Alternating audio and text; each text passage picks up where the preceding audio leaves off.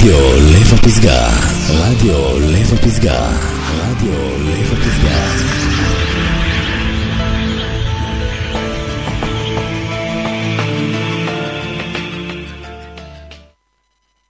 שימו לב, בעלי עסקים, כאן ברדיו ופורטל העסקים, המקור והזמן לפרסם את העסק, לקדם ולהצליח. חייגו עכשיו ל-0550-399-313. מחלקת הפרסום ברדיו ובפורטל עומד לרשותכם.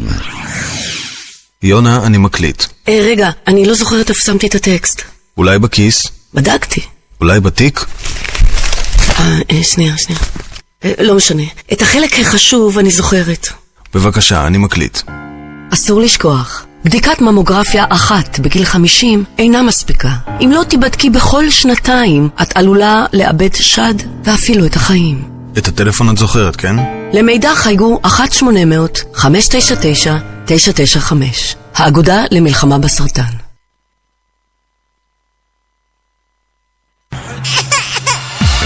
אתם מאזינים לרדיו לב הפסגה.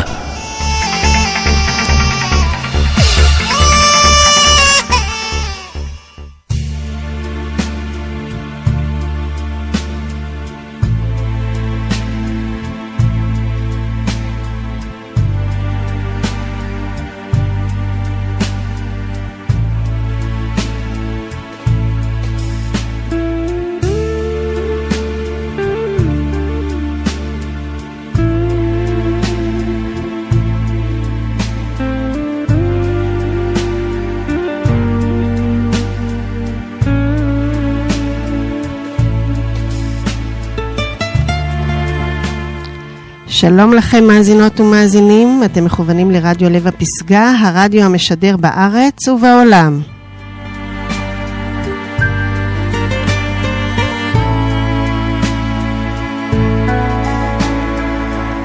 ואיתכם כאן ליד המיקרופון, כמדי יום שלישי, ענת דור, מאמנת אישית ומנחת סדנאות הרזיה דרך הראש, בתוכניתי שעה עם ענת דור.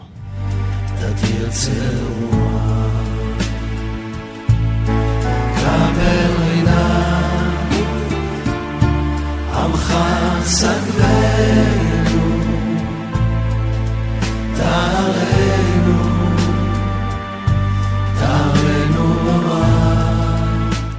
אני שמחה להיות פה היום, אחרי שבשבוע שעבר נעדרתי מהתוכנית הקבועה שלי, והיום אנחנו בתוכנית נעסוק בנושא מאוד מאוד נוגע ללבי, המורשת של אבי יוסף שדלינסקי ז"ל, שהיה ניצול שואה, שנלחם ושרד בשביל לחיות ולאהוב את החיים.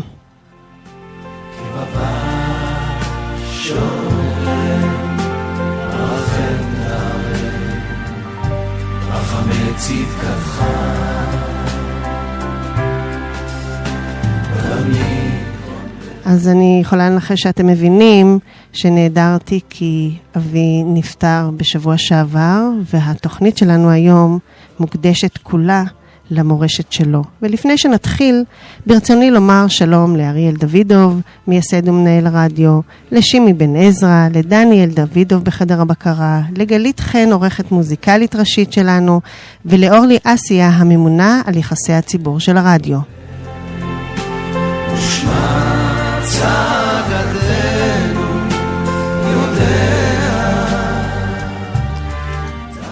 וכרגיל אני מזמינה אתכם להיות שותפים, להיכנס לדף הפייסבוק שלנו ברדיו לב הפסגה, לכתוב, להגיב. אתם יכולים לעשות זאת גם באופן אנונימי לגמרי, ואנחנו גם נשתדל לשלב את האמירות החכמות שלכם כאן בשידור, או שתתקשרו ל-02-5832-366. אני אחזור, 02-5832-366.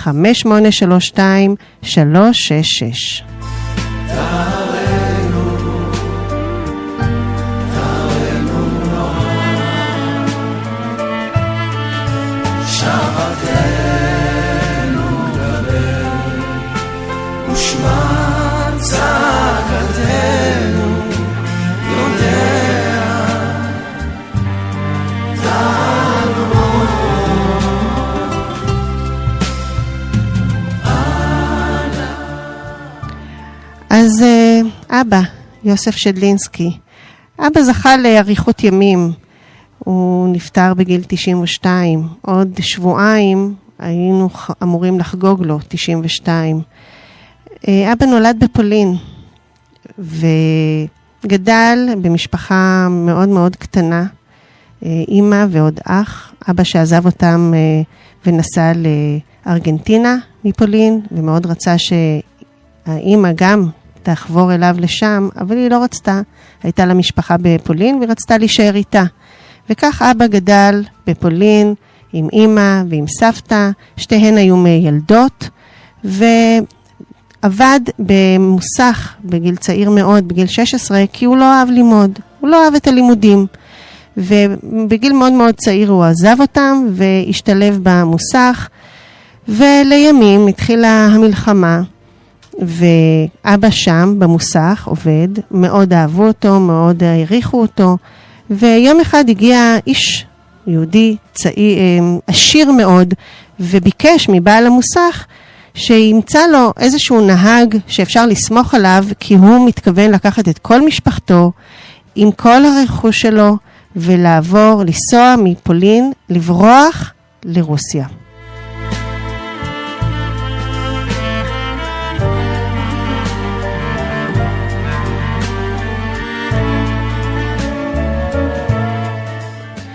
אבא נבחר, מנהל המוסך, אמר שהוא האדם הראוי, האחראי שאפשר לסמוך עליו, וכך יצא אבא לדרך עם המשפחה העשירה, הוא הנהג, הסבתא שם, הילדים, נוסעים לרוסיה, לכיוון רוסיה. בדרך היו הפצצות.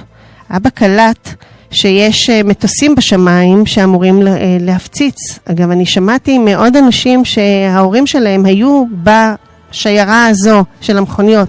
רבים נספו, פשוט הופצצו.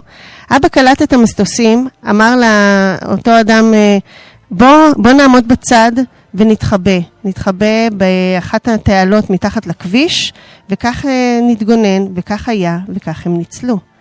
המשיכו, ועוד פעם אחת הם מצאו את המסתור באיזה יער שנמלטו אליו כדי להימלט מהפצצות על השיירות. פשוט כיוונו פצצות מכוונות על השיירה.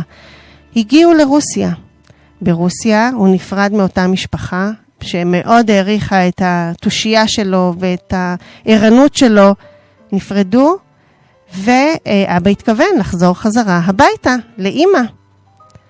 פנה לכיוון הגבול, ואמרו לו, לא אדוני, לשם כבר אי אפשר לחזור.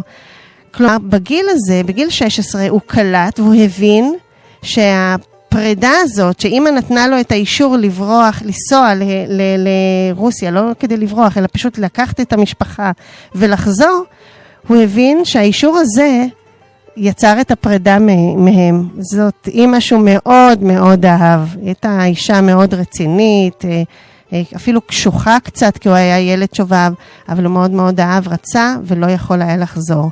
וכך לימים הוא מצא את עצמו במחנה עבודה ברוסיה, כי כל אלה שלא היה להם רישיונות והיו סוג של פליטים ברוסיה, פשוט הוכנסו למחנה עבודה, יהודים, פולנים, כולם שם. שם הוא מצא פולנים שהיו מבוגרים ממנו, והם פשוט, הוא הבין שהם יודעים את החיים, יודעים להסתדר, והוא פשוט, הם אמרו לו, אנחנו נעזור לך, אנחנו נגן עליך, תקשיב לנו, ואנחנו נדריך אותך איך לשרוד את המחנה הזה.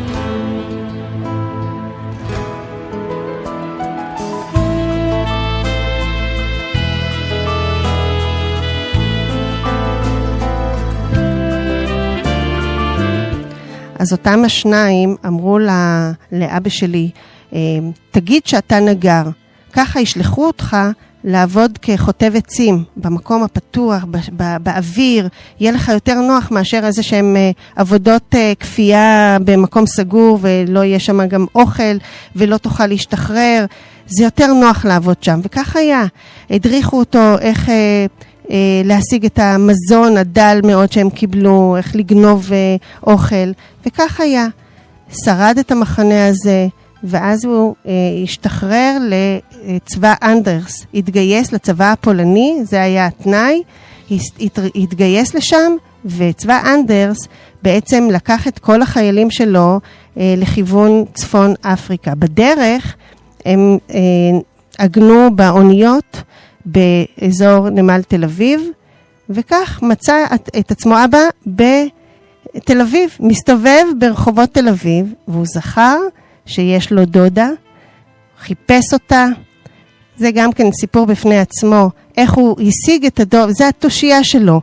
הוא פשוט זכר שהדודה ובעלה היו מורים, היא גננת והוא מורה, הוא הקים את הסמינר הראשון למורים בתל אביב, בעלה, יחיאל הלפרין, והוא נכנס לחנות ספרים, כי הוא חשב לעצמו שמי שמכיר אותם הם בטח אנשי ספר. שם הוא נכנס לחנות ושאל, האם מישהו מכיר? שמע עליהם, יחיאל ופנינה הלפרין, באמת אחת הגננות עמדה שם בוחרת ספרים, אמרה, כן, אני מכירה. וכך היא נתנה לו את הכתובת, הוא הגיע אל הבית, כילד הוא זכר את הדודה שלו מאוד גבוהה, ואמר לזו שפתחה את הדלת, הדודה שלי, דודה פנינה, היא מאוד מאוד גבוהה. ואז אמרה לו האישה, לא, פה אין אף אישה גבוהה, והוא מסתכל ממול ורואה, הנה התמונה שלה, פה מיד על הקיר, זו הדודה שלי. אז הבינה האישה שהחייל הזה שעומד מולה במדי הצבא הפולני, יודע באמת על מה הוא מדבר, והוא באמת רוצה לראות את הדודה שלו, וכך הוא חבר אליהם.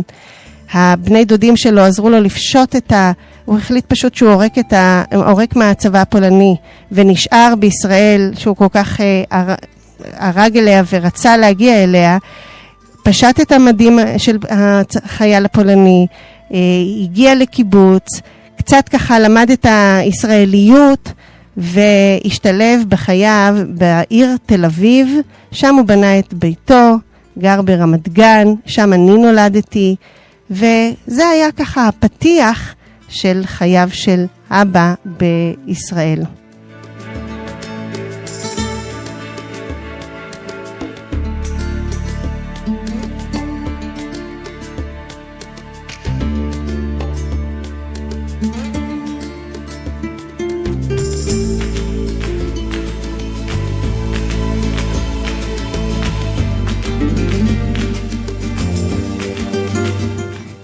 אבא שלי היה איש של קבלה ואהבה. אני זוכרת שהוא עבד מאוד מאוד קשה. הוא היה נהג מונית, ועבד שעות ארוכות מאוד, היה מגיע בלילה. אבל בשבתות, שם אני הרגשתי את אבא. הוא היה לוקח אותי תמיד לגינה הציבורית שלו רחוק מהבית. בתוך שקית הוא היה מכין בעצמו את הפירות שהיינו אמורים לקחת איתנו. יושבים בגינה, הוא היה מקלף את הפרי עם הסכין, נותן לי פלח ועוד פלח, וזה היה תענוג אדיר. ותמיד עודד אותי גם לטפס שם על כל המתקנים, על הסולמות הגבוהים, המסוכנים לימים שאני חשבתי עליהם, אבל הוא לא פחד, הוא אמר, תעלי, איזה יופי, ועודד אותי, תמיד נתן עידוד, חיבוקים, לטיפות, נשיקות, הוא הקרין כל הזמן אהבה. אני קיבלתי ממנו המון המון אהבה. כשגדלתי קצת יותר, הייתי משהו כמו 7, רציתי מאוד לנגן בפסנתר. והוא היה איש שעבד מאוד קשה, וכסף רב באמת שלא היה בבית. אבל הוא עשה מאמצים, וקנה את הפסנתר, ושם, הבת שלו רוצה לנגן בפסנתר, הוא ממש התאמץ, והיה פסנתר שעד היום נמצא בבית, ואבא תמיד אהב לשמוע אותי מנגנת, וביום הולדת שלו לפני שנה, 91, זו היום הולדת האחרונה שחגגנו לו, במועדון, אני גם ניגנתי בפסנתר לכבודו, וזו הייתה בשבילו חוויה אדירה. זה הפסנתר שאבא קנה לי.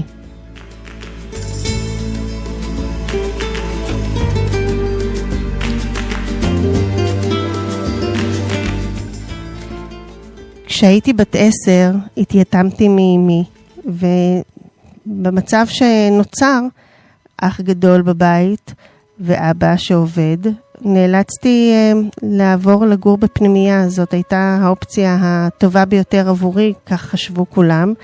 לימים אני חושבת שזה היה מוצדק. היה לי מאוד קשה, מאוד קשה היה לי להתנתק מהבית, ואבא באופן קבוע, גשם, חורף, קיץ, ימים חמים, הוא היה כל יום שלישי נמצא אצלי, היה מגיע לבקר אותי, קבוע ולא יחזב אף פעם, היה עוזב את המונית עם נהג ובאוטובוס, בדרך לא דרך ארוכה, כי היום הכבישים אחרים ממה שהיה פעם, וגם התחבורה הרבה פחות טובה הייתה, היה מגיע ומבקר אותי, ומביא כל טוב של ממתקים לביתו האהובה שמחכה לו. הייתי עומדת בשער ומחכה שאבא יגיע.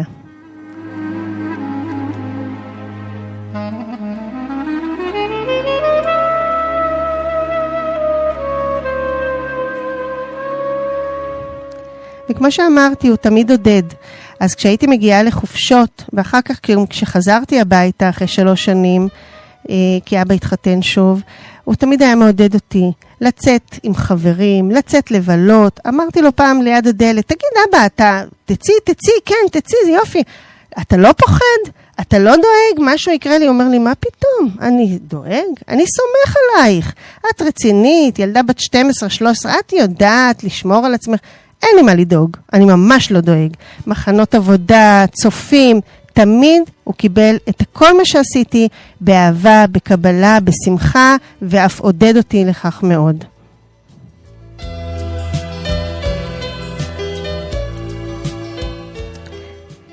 כשעמדתי להתחתן, כשהכרתי קודם כל את בעלי, תמיד הוא קיבל אותו מיד. קודם כל מיד הוא קיבל אותו בצורה מאוד מאוד חמה, כמו שהוא ידע. לתת הרגשה טובה. אפילו שבעלי היה מעדות המזרח, הוא אהב אותו כמו בן, ולימים הוכיח את זה עוד יותר בסוף ימיו, שב6 שנים האחרונות הוא גר אצלנו, אז הקשר הטוב הזה ביניהם היה קשר אמיץ ביותר. אנחנו נשמע את שלומי שבת, אבא.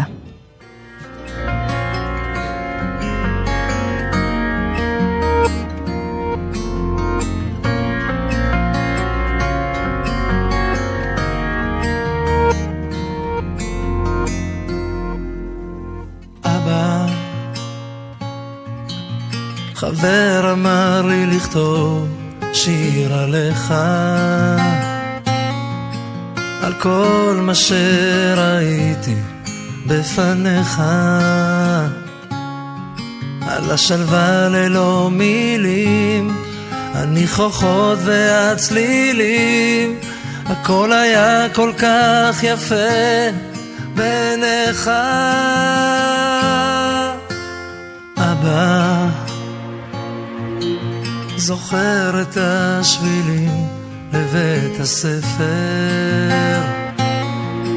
את כל המנגינות מתוך החדר, שהקשבת איך אני שר עם המבט המאושר והחיוך המתחבא בין שפתיך. אבא, על הדרכים שכה אהבת לטפח, אני הלכתי וניסיתי לנצח, ולא תמיד הבנתי איך, כי לא הכל הולך, אני שונה ממך אבל מאוד כמוך.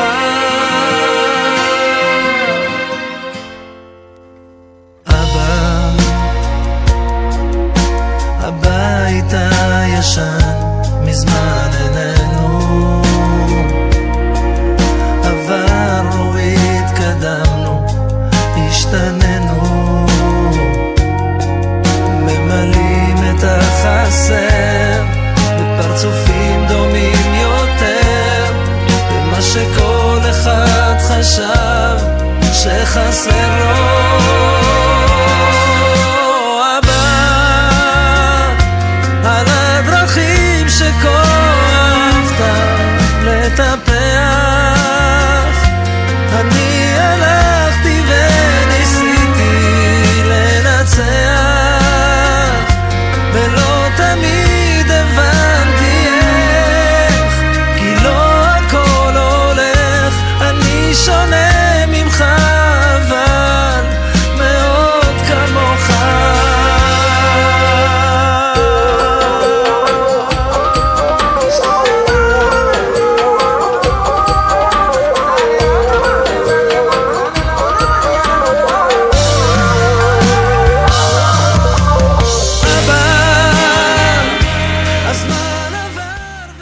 שלומי שבת יסלח לנו על הקיצור של השיר, אנחנו פשוט רוצים להמשיך, יש לי המון מה לספר.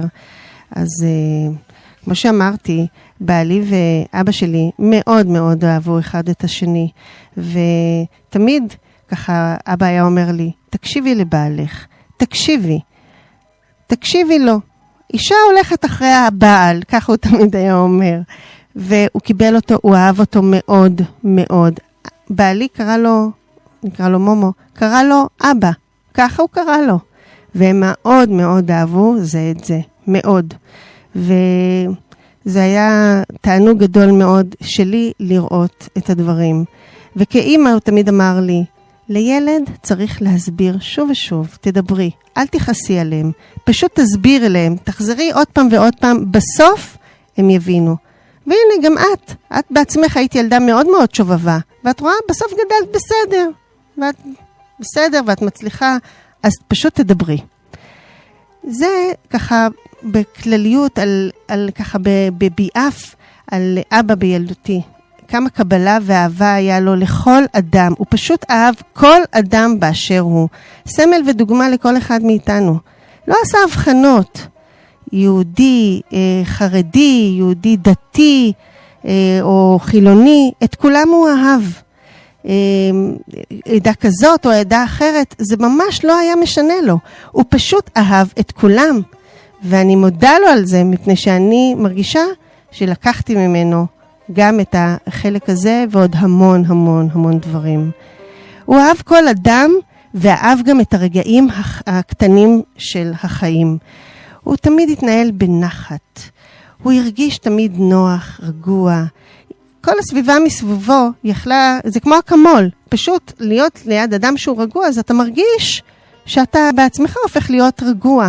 כי הוא אהב את החיים, הוא נלחם בשביל לחיות, הוא היה גם בלח"י, היה בצה"ל, בכל המלחמות, הוא עוד את המלחמה שלו ברוסיה שהזכרתי, לשרוד את החיים. הוא נלחם בשביל החיים, כדי לחיות אותם, כדי לקחת מהם את כל מה שהוא יכול לקחת. ולכן הגישה שלו תמיד הייתה אופטימית, הוא לא צעק, הוא לא הרים את הכל, הוא היה סבלני, אהב כל אחד כמו שהוא. ותמיד אמר, איזה יופי, כל הכבוד, כשהוא ראה שמישהו מצליח, או כשמישהו שמח, אהב לשמוח עם אנשים, כי הוא אהב את השמחה. זו הייתה לו הזדמנות. הוא אהב לתת מחמאות לכל מי שנמצא סביבו, כי הוא הרגיש שזה עושה לאנשים טוב, וזה עשה גם לא טוב. אז הוא היה שם לב לכל מיני פרטים, בלבוש, בהתנהגות, הוא תמיד היה זוכר דברים שקשורים לאנשים כדי לשאול אותם, מה נשמע בבית, איך הצלחת, מה שלום הילד, איך אתה מרגיש אם מישהו היה חולה. והוא ידע, הייתה לו את הדרך, את החוכמה, איך להתחבר לכל אחד. אם זה ילד או אם זה מבוגר. אם זה ילד הוא היה מתאים את עצמו בקול שלו לקטנצ'יק. ואם זה בן אדם מבוגר, אז מה שלום אשתך, איך בבית, איך התקדמת, איך בעבודה, הוא מצא כבר את הדרך. השפות שהוא ידע, הוא דיבר עברית, יידיש, פולנית, רוסית, גם אנגלית. כל זה הוא למד מן הרחוב. כמו שאמרתי, אבא לא היה למדן. ממש לא אהב ללמוד, אבל החיים היו האוניברסיטה שלו. וכך הוא גם תקשר עם אנשים בעזרת השפות השונות. עם הרופא או עם האחות, הוא היה מדבר ברוסית. עם הפועל שהיה מגיע הביתה או מישהי אחרת שמדברת ערבית, דיבר בערבית. במועדון דיבר יידיש. עם נושאים שהוא לקח במונית שלו, דיבר אנגלית. וכך הוא התאים את עצמו לכל אחד. וכולם היו טובים בעיניו. לא היה אדם רע. אין דבר כזה, משהו רע, אדם רע. כולם טובים וצריך לגלות סבלנות לגבי כל אחד ואחד. הוא פשוט אהב אנשים, הוא היה שואל אנשים שאלות, והיה מבין איפה הם נמצאים ומה מעסיק אותם. ואחר כך גם חוזר על מה שהם אומרים, וכאילו בעצם בצורה הזאת התחבר עוד יותר לאותו בן אדם. לא היה לו אגו, הוא לא שפט אף אחד, הוא קיבל כל אחד על פי תפיסת עולמו, על פי הגישה שלו לחיים, ועל פי מי שהוא.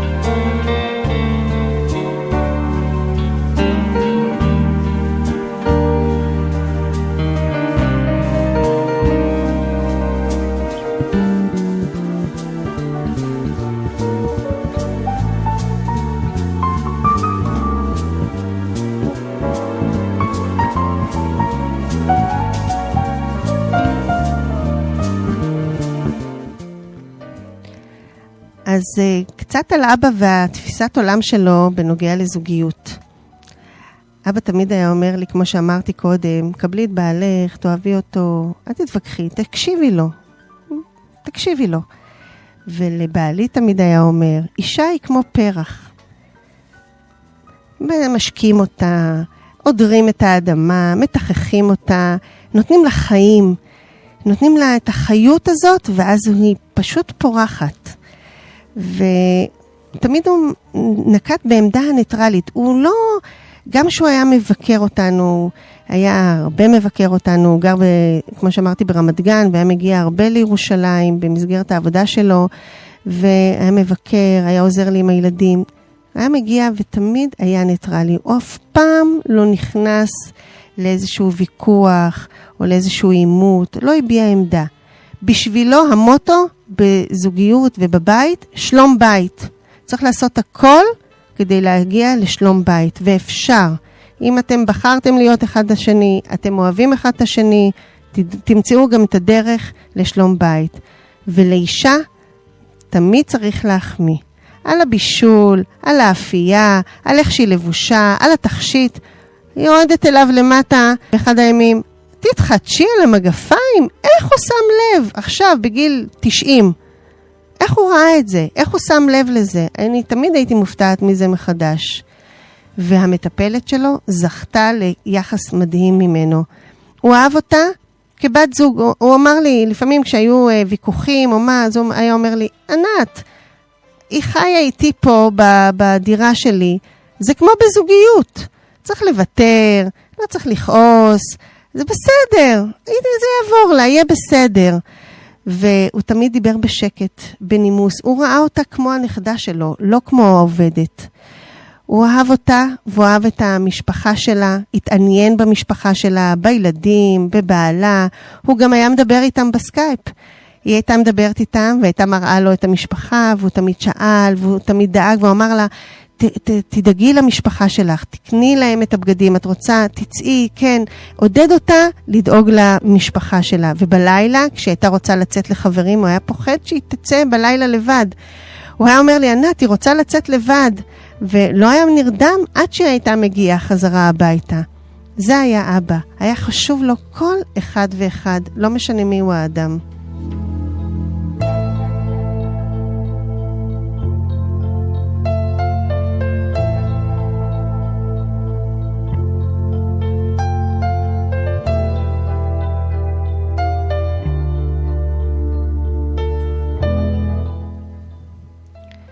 אבא אהב הרבה מאוד דברים בחיים.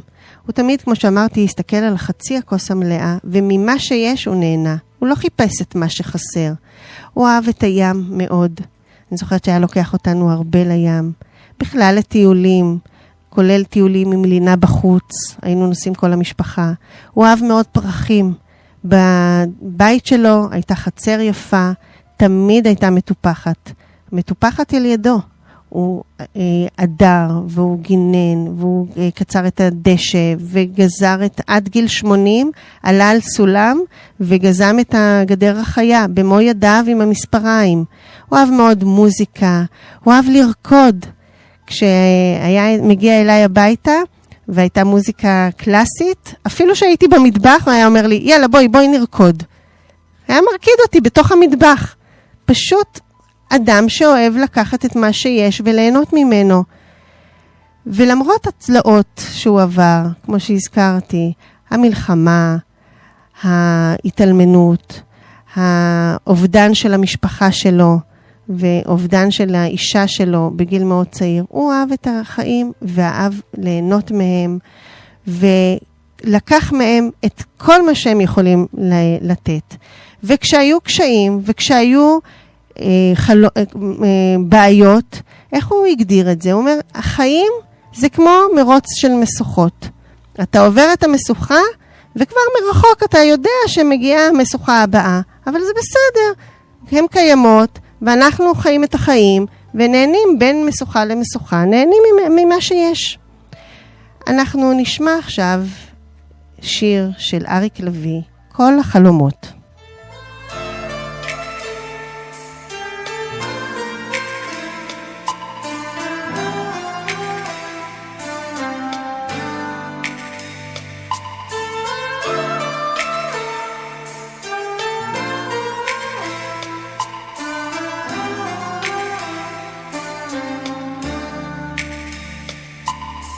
כל החלומות אשר חלמנו,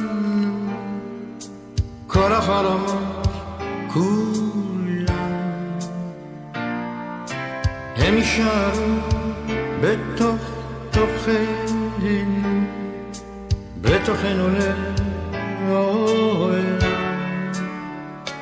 כל חלום יש בו תקווה אחת, חיוך אחד ודמעה אחת. כל אחד יש לו חלום שבו הוא היה רוצה לגעת.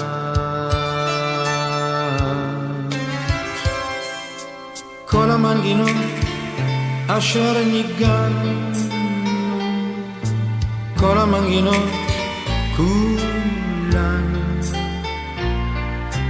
הן יישארו בתוך תוכנו, בתוכנו לעולם. מנגינה יש בה תקווה אחת, חיוך אחד ודמעה אחת, ולכל אחד יש מנגינה שהוא חייב לדעת.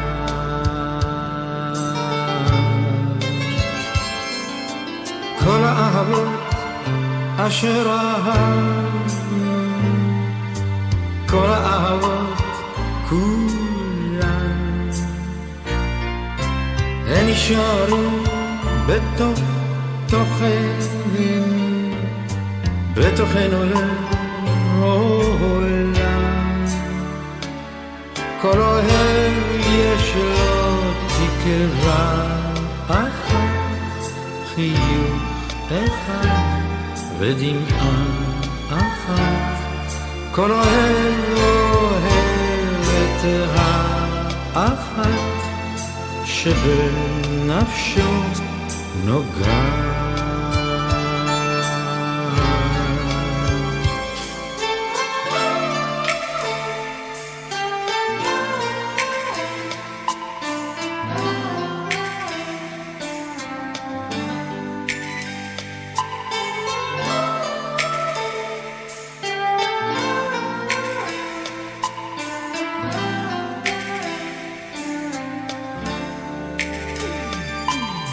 כל החלומות אשר חלמנו, כל החלומות כולם, הם יישארו בתוך תוכנו, בתוכנו לעורר.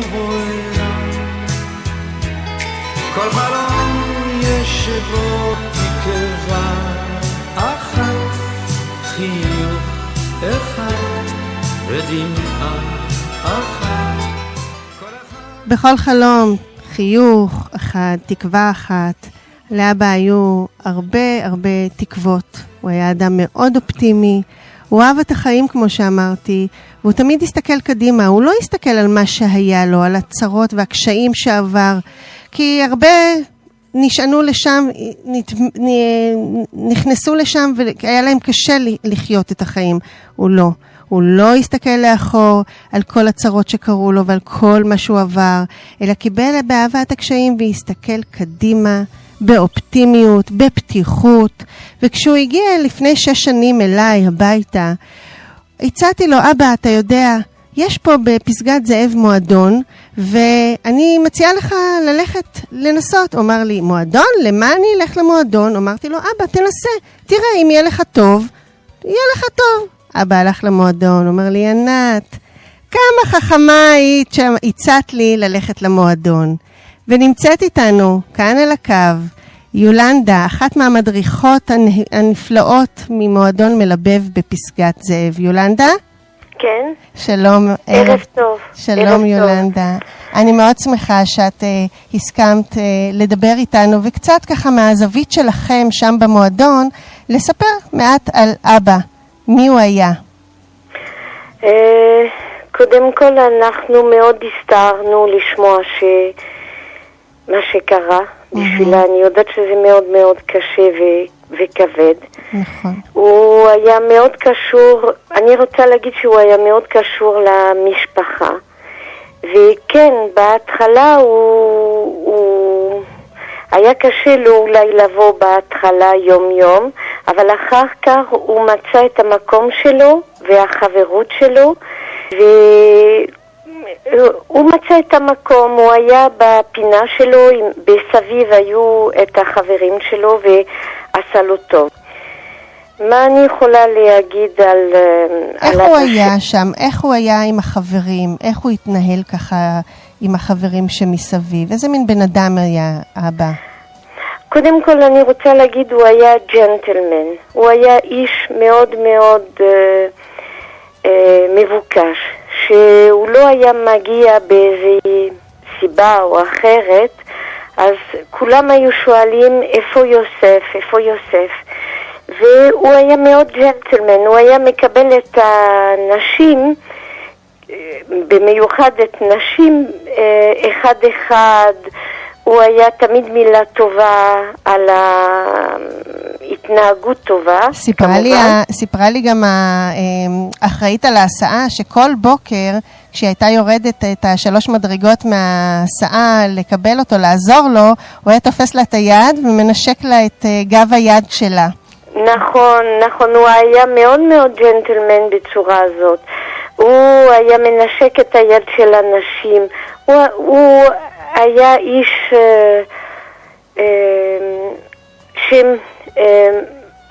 מושיר אהבה, משרה אהבה. החיים שלו, מה ששמעתי, כמה שנים שהכרתי אותו, לא היו קלים בהתחלה. נכון. בגלל עם השיחות יומיומית שהיה, לאט הוא פתר והוא סיפר הבעיות ומה הוא עשה בזמן של המלחמה, איפה הוא היה. כן, כל זה אני באמת גם סיפרתי פה בשידור, והמאזינים בהחלט יודעים בדיוק על מה את מדברת. אני מדברת. ובמועדון, בכל זאת, עם כל מה שאת אומרת שהוא עבר דברים קשים, איך ראית אותו במועדון? איך הוא התנהג? זה השפיע עליו? מה שראינו שהוא היה איש מאוד אופטימי. הוא היה תמיד איש מרוצה ממה שיש לו. הוא לא היה בוכה על הדברים, על החלב שנשפך כמו שאומרים. הוא היה תמיד רואה את הימים, וכל יום שהוא היה בא למועדון הוא היה אומר, תודה שיש לי את היכולת הזאת לבוא למועדון ולהשתתף. זה עוד יום שאני I win. אני ניצחתי עוד יום, ואני פה, וכן אני יכול להשתתף עם החברים על כל הפעילויות שעושים במועדון. גם מה שהיה, היה לו קשר גם טוב עם המטפלת שלו? עם המטפלת שלו. כן, סיפרתי על זה גם, נכון. כן, והוא ראה את החיים בצורה חיובית, אבל הוא היה גם איש שיודע לעמוד על הזכויות, וגם לדבר על הזכויות של האחרים. וגם זה היה איש של שלום. אני רוצה להגיד שמה שהוא רצה שהוא יהיה בחיים, שהוא יראה את השלום פה בארץ. הוא היה איש מאוד מאוד ציוני, אבל אף פעם שמעתי אותו לדבר נגד אנשים או נגד. הוא היה איש של שלום, והוא רצה שיהיה שלווה פה בארץ. והרגשנו את הציונות שלו. הוא היה אוהב ישראל, אוהב העם יהודי, גאה בעם היהודי. הוא היה גם בצד, הוא היה מאוד גאה במשפחה שלו. הוא היה גאה בנכדים שלו. זה באמת, אין ספק שהוא היה אוהב אתכם, כולכם מאוד מאוד. והוא היה רואה בכל אחד את הפוטנציאל והדברים הטובים שלו. בכל אדם. אני אף פעם שמענו שהוא מזלזל במישהו, או הוא אומר משהו שלילי על מישהו. זה היה איש חיובי, אפילו הלכנו לבקר אותו בימים האחרונים שהוא היה בשערי צדק, הלכנו לבקר אותו, ואפילו במיטה של חולה כמו שהוא היה לו, הוא מצא את הזמן והכוח להגיד לנו מילים טובים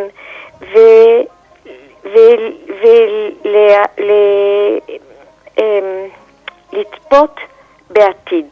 לראות את העתיד עם אופטימיות.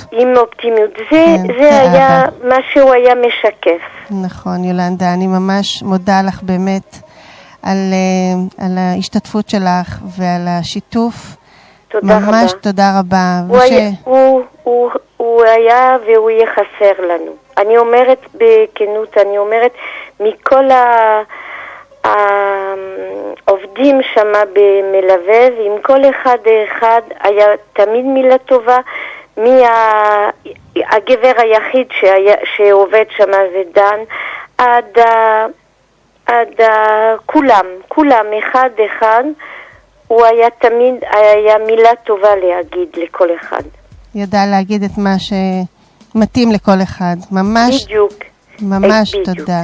תודה רבה לך יולנדה. הלא דבר. אנחנו נשמע את אבא סלח לי של דודו אהרון.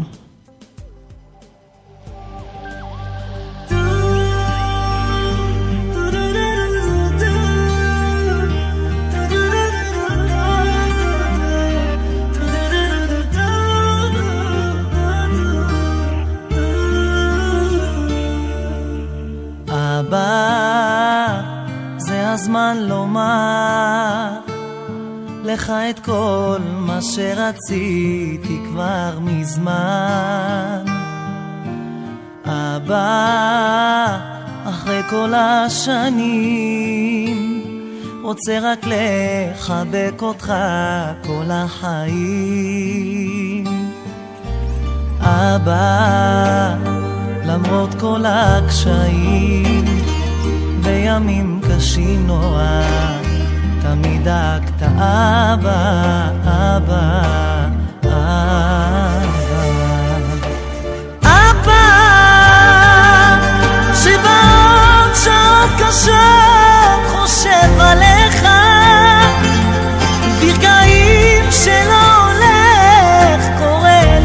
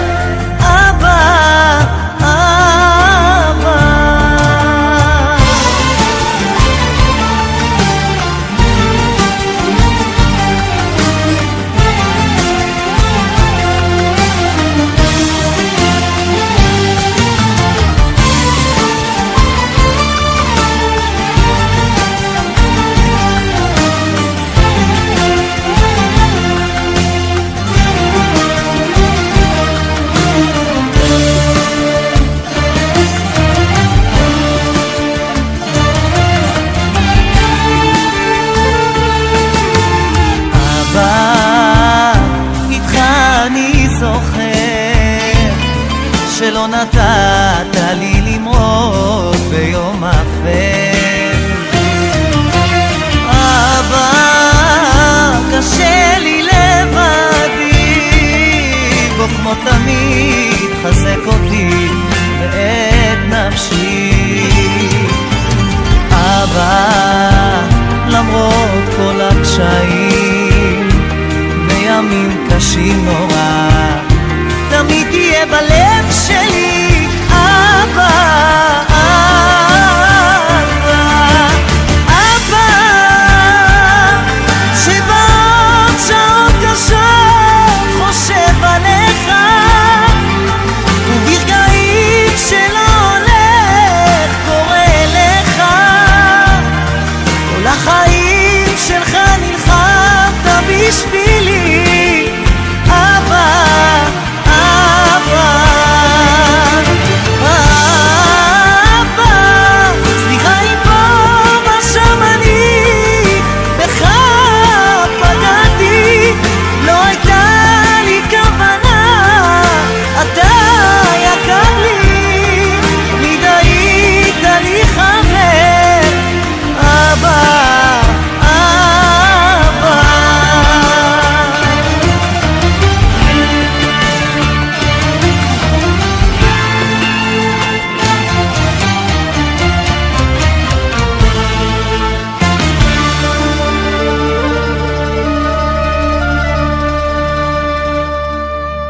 דודו אהרון, אבא סלח לי, ונמצא איתנו על הקו הנכד של אבא שלי, יוסף שדלינסקי, עומר. עומר? כן. עומר, שלום. אני שמחה שאתה ככה איתנו והסכמת גם לדבר. בוא תשתף את המאזינים. מה אתה הנכד האהוב של אבא? תדאג שיש שם קצת שקט, או אם תזוז קצת לאיזשהו מקום אחר, ואז באמת תהיה שקט.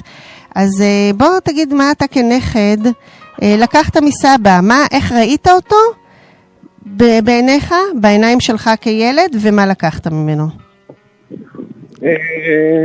אוקיי, זה המון לדבר על סבא, כי הוא היה דמות מאוד מאוד משמעותית, אבל אני אנסה לעשות את זה בקצרה. סבא היה תמיד, בעיניי כילד, תמיד היה הדמות החביבה, הנעימה. יודעת, אומרים שילד קולט הכי טוב. יודע, רואה הכל ומאתר. אז תמיד ראיתי את סבא כדמות הזאת, שנעים לבוא אליה, להיכנס, לשבת איתה כשהוא מגיע. תמיד היה נעים לשבת איתו, לשמוע אותו. אבל... אתה בהליכה, עומר, או שאתה עומד? כן, זהו. תעמוד באיזשהו מקום, תתפוס לך איזושהי פינה, וככה תוכל גם להיות יותר מרוכז. אז בוא תמשיך, סליחה. אוקיי, אז התחלתי לדבר על סבא. פחות יש לי לספר עליו כילד. אוקיי, אז מה שכן. יותר כנער מתבגר, למדתי ממנו הרבה בשנים האחרונות, שהוא גם גר אצלנו בבית, שהיה לי אותו ככה בהרבה. אוקיי. הייתי פוגש אותו המון. מה למשל? מה למשל למדת מסבא? אם זה לא לנדן את הרגל, כי זה מעיד על עצבים שבן אדם עצבני, ובן אדם עצבני אף אחד לא תרצה אותו. במילים של סבא, זכרונו לברכה. מה עוד למדת? דברים נורא בסיסיים ונורא מהותיים. יופי, מה עוד? הוא לימד אותך להתגלח, אתה אומר. הוא לימד אותי להתגלח, כן. אוקיי. זה מה שהיה יפה בו, הוא היה בן אדם פשוט עם כל כך הרבה עומק, כל כך הרבה משמעות היה בו, עם כל הסיפור שלו, איך שהוא גדל שהוא הגיע לארץ בדרכים לא דרכים, ועבד בשביל לחיות, והגיע לפה ונלחם, ותמיד לא הסתכל על עצמו, ראה את הכלל, ראה את המהות של המדינה, ותמיד היה חשוב לו שכולם ירגישו טוב מסביבו, ושיהיה להם טוב, ותמיד היה מחלק מחמאות, ידע בדיוק להגיד את הדבר הנכון כדי לשמח בן אדם. אם זה אחותי, ואם זה אני, ואם זה אמא שלי, ואם זה אבא שלי, ואם זה גם המשפחה הכוללת, וגם אנשים ברחוב. היה פונה, הוא סיפר לי יום אחד, הוא חוזר הביתה, הוא סיפר לי, אני היום ראיתי מישהו, הוא ראה אותי מנדנד את הרגל, אם נחזור לזה שנייה אחת שוב, ראה אותי מנדנד את הרגל, אמר לי, תקשיב, אני פניתי היום לבחור בתחנת אוטובוס, ואמרתי לו, תשמע חביבי, זה לא טוב, לא... תעשו ממך בן אדם עצבני. וכאילו לא משנה, לבן אדם זר הוא גם יכל לגשת ולגעת בלב. זה מה שהיה יפה בו ומיוחד בו. והאנשים היו מעוניינים ומוכנים בכלל להקשיב לו. אפילו בהיכרות של 3 דקות, היו מוכנים ליישם את התורה שהוא מקנה. נפלא, נפלא. משפט לסיום, עומר, אם יש לך משהו כזה, ואם לא זה גם בסדר. לא, יש לי משהו להגיד. הוא היה גיבור, ותמיד נזכור אותו כגיבור וכאדם רגוע ושלם ונעים ומורה לחיים. נפלא. הייתי קורא לו מורה לחיים. תודה חמוד, תודה, להתראות. תודה רבה.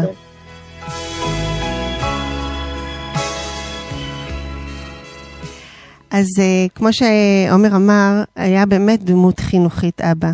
הוא ידע להגיד את הדברים, אבל בדרך האופיינית לא. הוא לא בא ואמר אותם דוך ישר, אלא ככה כמו איזה סיפור של משל או משהו כזה, מה הוא שמע פעם, מה מישהו פעם אמר לו, ובדרך הזו הוא היה מעביר את המסרים שלו, ולא כמו שאנחנו הרבה פעמים בעצמנו חוטאים ועושים, אל תבוא, אל תלך, אל תעשה, לך, ככה לא עושים, ממש לא, אלא תמיד באופן החיובי. ויותר מכך, הוא הקפיד, הוא לא נתן נאומים, לא היו נאומים אצלו, אלא פשוט דוגמה אישית. מתוך הדוגמה האישית, הוא האמין שבן אדם שנמצא מסביבו, יראה את המודל וילמד בעצמו. למשל, איך לאכול נכון. הוא תמיד היה אומר, אני לא ממלא את הבטן עד הסוף. הרי אני יכול לשבת 2 שעות ולאכול. אני אוהב אוכל, אני נהנה מהאוכל, אני יכול לשבת ולאכול בלי גבול. לא. אני תמיד מקפיד לקום מהשולחן עם עוד קצת מקום בבטן.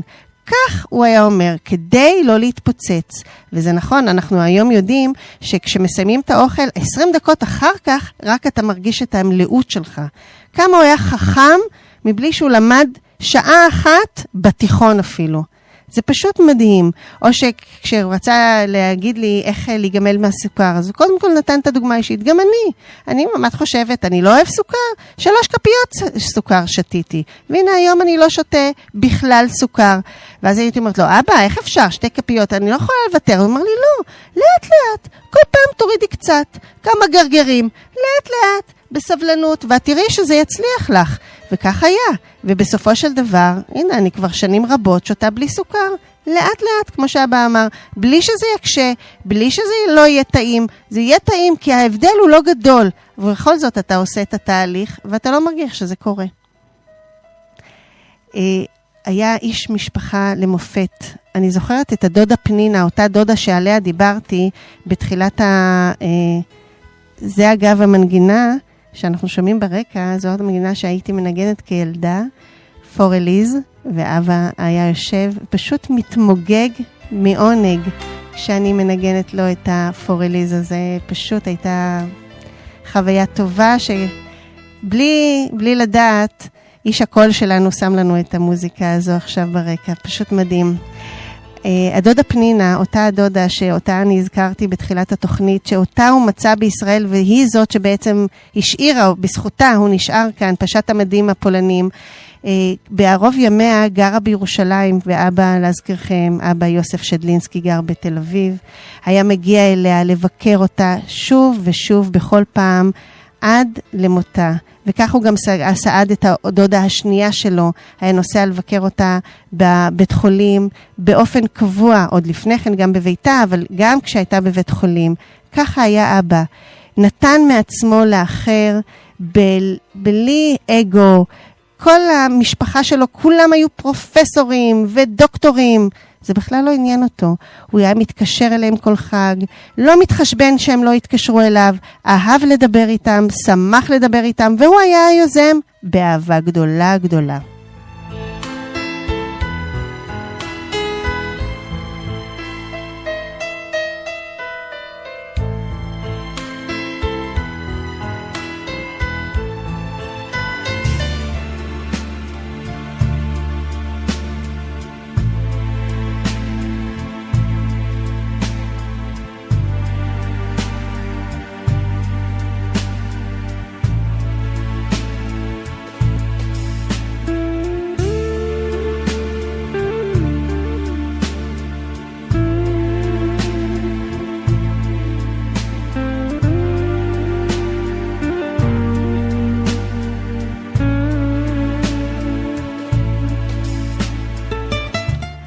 זכות גדולה יש לי היום לשבת פה ולדבר בתוכנית שלי על אבא.